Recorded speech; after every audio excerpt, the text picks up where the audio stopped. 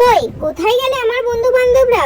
তোমরা কি ভাবছো ভিডিওর প্রথমেই আমি কেন লঙ্কা জিরে আর পেঁয়াজ নিয়ে বসে পড়েছি? হ্যাঁ, ঠিকই ধরেছো।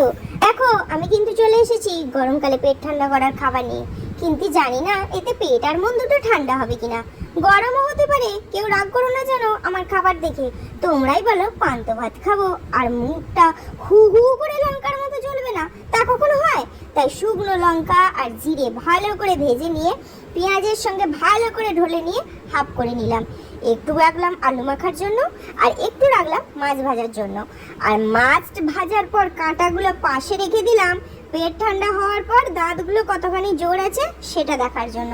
এরপর আস্তে আস্তে পান্তা ভাতগুলো তুলে নিয়ে আমার প্লেটটা ভালো করে সাজিয়ে নিই। চলো, আর এর সঙ্গেই নিয়ে নিলাম 1 চিমটি নুন, কারণ নুন ছাড়া তো পান্তা ভাত জমেই না। তারপরে ওই 1 চিমটি নুনটি ভাতের সঙ্গে ভালো করে মেখে নিলাম। আর তোমরা হয়তো বলবে, আরে পান্তা ভাতের সঙ্গে কে ভেন্ডি ভাজা খায়? কিন্তু কি করব, বড়বাবুটি এত বদমাস, বললো আমি কিছুটা নিলাম ভেন্ডি ভাজা আর তুমি ওই ভেন্ডি ভাজা পান্তা ভাতের সাথে ট্রাই করো। বাস, দেখো কেমন লাগে খেতে। আমি ওই জন্য ট্রাই করলাম, আর কি করব। তারপর খেয়ে দেখলাম ভেন্ডি ভাজার সঙ্গে পান্তা ভাতের মিলনটা বেশ ভালোই লাগলো খেতে। তাই সকাল সকাল 1 থালা পান্তা ভাত নিয়ে বসেই পড়লাম। কি করব বলো, ভাতগুলো কাল রাত্রে বেড়ে গেল, দিলাম তাতে জল ঢেলে। বাস, ভাতগুলো সারা রাত জলে হাবুডুবু খেয়ে হয়ে গেল পান্তা ভাত।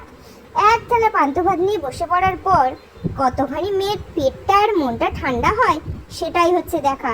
না না, পান্তা ভাতটি পেটে যাওয়ার পর মনে হচ্ছে শুধু পেট আর মন নয়, শরীরটাও সঙ্গে সঙ্গে চাঙ্গা হয়ে গেল।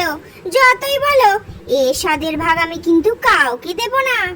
তো সবকিছু একটু একটু করে নিয়ে ভগবানের উদ্দেশ্যে দিলাম, তারপরে নিজের মুখে গপাক করে ভরে নিলাম। আর তোমরা তাড়াতাড়ি কমেন্ট করে জানাও আমার মতো কে কে পান্তা ভাত লাভার আছো। তো দেখো, আমি এখানে প্লেট পরিষ্কার করে খেয়ে নিয়েছি, আর অবশিষ্ট একটু রয়েছে শুধু মাজমোয়া। সেই মাজমোয়াটা খেতে খেতে এখানেই ভিডিওটা শেষ করি। দেখা হবে নতুন আরেকটা ভিডিওতে, ততক্ষণের জন্য টাটা।